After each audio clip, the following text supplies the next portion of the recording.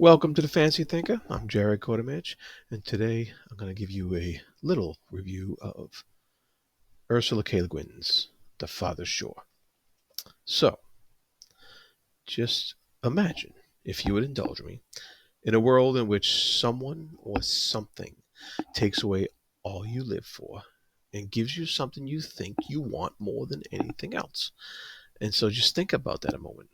I say, what you think you want, because often in life, what we think we want is never as vital or as important as what we really want. We may think we want money and fame and public adoration and so on, but what we really want is security, comfort, love, fulfillment, and happiness, right? So, but imagine though, if someone offered you a chance to live forever, but the price for that was you would never hear music again. You would never read a word of poetry or read some great prose or see a good film. How afraid of death are you? So, these are just some of the themes explored in Le Guin's third book in this Earthsea series. And, I'm giving a comparison here because I don't want to give anything away about the actually this happens in the story. This is non-spoiler. Uh, but so these are just metaphorical comparisons. Uh, but Le Guin, she definitely weaves these themes in the byplay of two characters going on a long journey together, and not just in distance, but in their relationship as well. And even at one point early on, our main character, a young man, he states his love for his new mentor, and like his elder legend, really. But by the end of the book, the growth of that character transforms that love into something real that goes beyond his initial infatuation and awe. And it's really beautiful how Le Guin transforms that relationship into this. Um, it is. It's also this book. It's also a fascinating observation on what people will let happen to them in their society just by listening to the words of one powerful individual.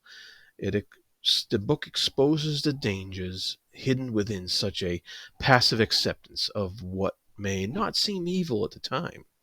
And it also exposes the denial in those who are implicit with such acceptance and the sorrow of realization once such a thing is exposed. And it was really powerful how Le Guin did that. I really liked it. It also like extols the need for a sacrifice that not everyone may be willing to make to correct such patterns in behavior. Um, and I just love how Le Guin explores these themes through the veneer of this magical tale. And so in the course of like 200 pages, Le Guin transports us to many exotic lands, and we come across wonder after wonder. The magic is purely tied into the will of the denizens of this world to believe in it. And like I said, beautifully done. Um, and this is like I said before, this is a third book in a trilogy, even though more was written later. But just like the second book, this book could be read on its own, without need of any prior knowledge. It's a standalone book with its own solid story. Yeah, one of the characters appears in all three books, but you could read this by itself. I think I personally preferred the story in the second book, Tombs of Atuin, but the quality in here is quite the equal to that one. And this third book is quite the masterpiece all on its own. So I highly suggest you pick this up and check it out if you haven't already, and check out the first two in the series as well.